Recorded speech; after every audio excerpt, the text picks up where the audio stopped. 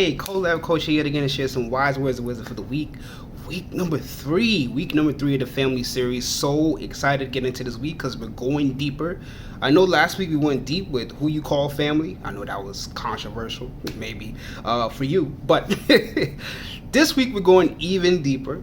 So without any further delay, the question I thought I have for you this week is, what do you do during family conflicts? What do you do during family conflicts?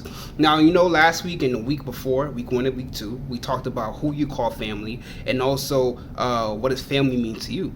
Now, there's going to be conflicts. As you know, during any human interaction, no matter what relationship you're in, there's going to be conflicts. Not to say they're going to be arguments. I didn't say arguments. I said conflicts.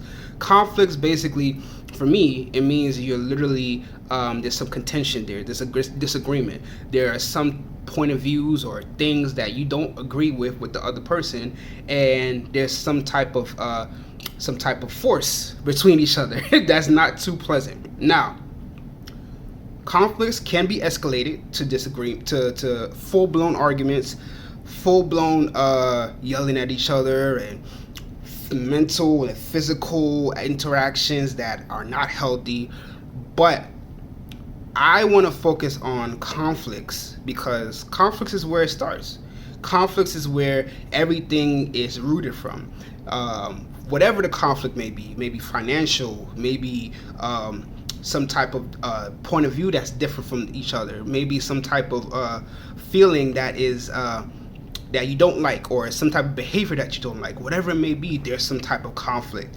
Now, before it turns into a full-blown argument, and before it turns to a nasty, dragged down disagreement that causes physical or mental abuse or things like that, we want to nip it in the bud.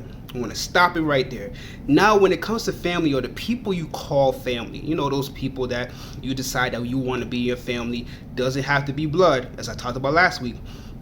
When those people, you have disagreements with them, what do you do in those situations? What do you do in those situations? Are you the person that retreats and runs away, and whenever you see a conflict coming, you tend to close up and maybe just side with the opposite person saying you're right just to end the argument? Or are you the person that's combative, that you're ready to have that disagreement?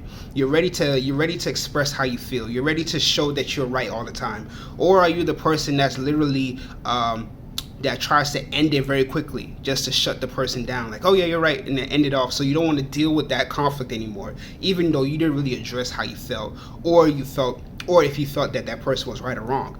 Those scenarios are what conflicts are, and how they arise into something that is toxic. That arises into something that is detrimental to your growth. And I believe that conflict and growth are hand in hand. They harmonize with each other. You need conflict so you can grow. Because if you're in a constant situation with your family and everything is good all the time, you're not growing, because you're not gaining perspectives from someone else that may not agree with you. You're not figuring out how to resolve certain situations that are presented to you, and you're not allowing yourself to grow as a person because you are not perfect. And when you have relationships with people who are different from you, have different mindsets, different perspectives, you are going to clash with that person because you have one way of thinking, the other person has another way of thinking, and it doesn't have to be a harmonizing situation. But I believe conflict and growth needs to be harmonizing. They need to harmonize with each other.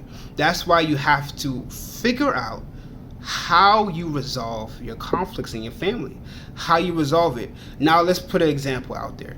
Now, let's say you're in a situation with maybe your parents, father or mother, whoever it may be, whoever's in your life, and they are asking you to do something that you don't agree with, that you do not want to do. How do you deal with that situation? Do you just go ahead and say, okay, I'm just going to do it so that I can shut them up? Are you the type of person that you're going to have a disagreement until they see your point of view and they stop asking you for these type of situations?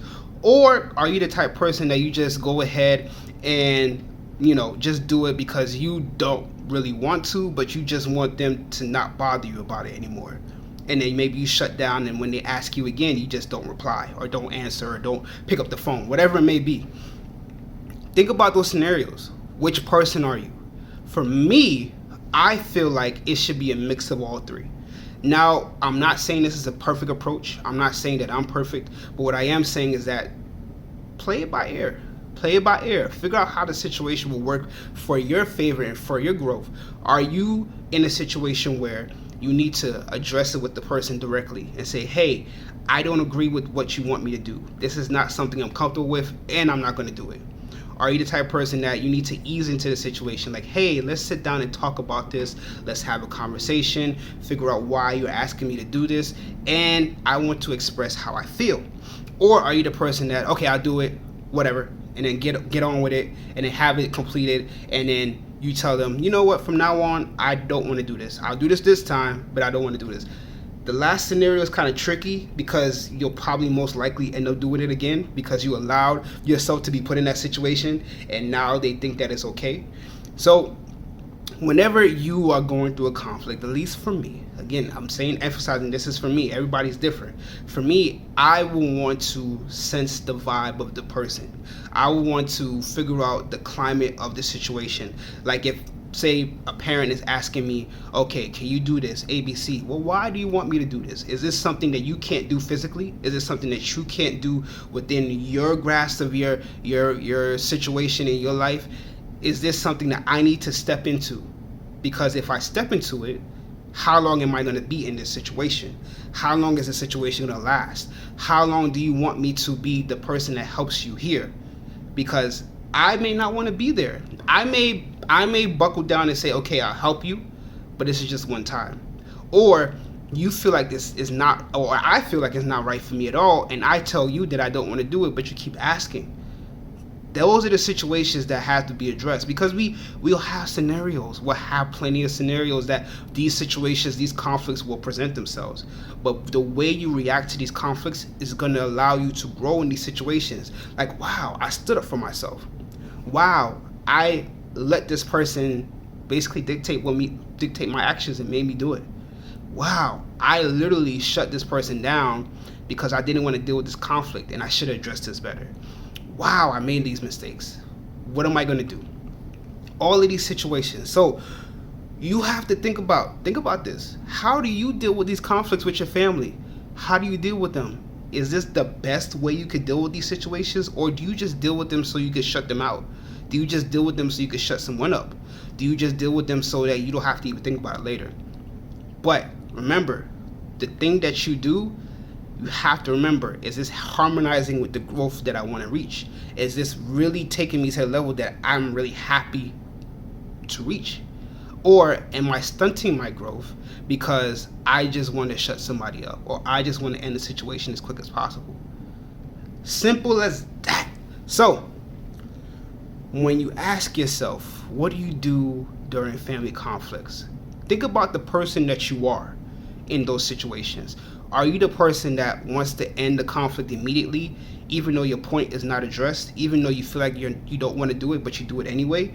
You basically side with that person? Are you the person that tries to end the conflict as soon as possible because you don't want to deal with it anymore, and you just want to shut the person up, and you just state your opinion and then walk away? Or are you the person that just caves into whenever someone tries to have a conflict with you because you don't like conflict at all? Think about these situations, especially with the people you call family. And for me, I feel like you have to just read the room, test the climate, feel exactly how the vibe is with that person, and then adjust to that situation. There may be situations where you do side with that person because maybe you're wrong, but there are situations where you don't side with that person, and that's okay. Make sure the conflict is harmonizing with the personal growth that you're trying to reach. That way you're able to resolve those conflicts before they become full-blown arguments. Simple as that. So if you're struggling with these situations, struggling with how to deal with conflicts with your family, go ahead and message me. Go to my website, Colabcoaching.com, fill out that relationship checklist, sign up for that 15-minute coaching session so we can figure out exactly how to help each other. And also follow me on Facebook, Colab Coaching, Instagram, Colab Coaching. All my series and all my videos are on YouTube, Colab Coaching. You'll be able to find me there. Thank you so much for watching. Thank you so much for sharing this. Please share this. And also, listen to my podcast. 2 seasons are up already with a wonderful friend of mine, Jackie, with Heart and Soul Podcast. Go ahead and listen to it on all major podcast stations. Give us feedback. Let us know. We're also on Instagram with Heart and Soul Podcast. We're also on YouTube, so you can see our lovely faces on YouTube with Heart and Soul Podcast. Thank you so much. Have a wonderful day. Be safe out there. Thank you.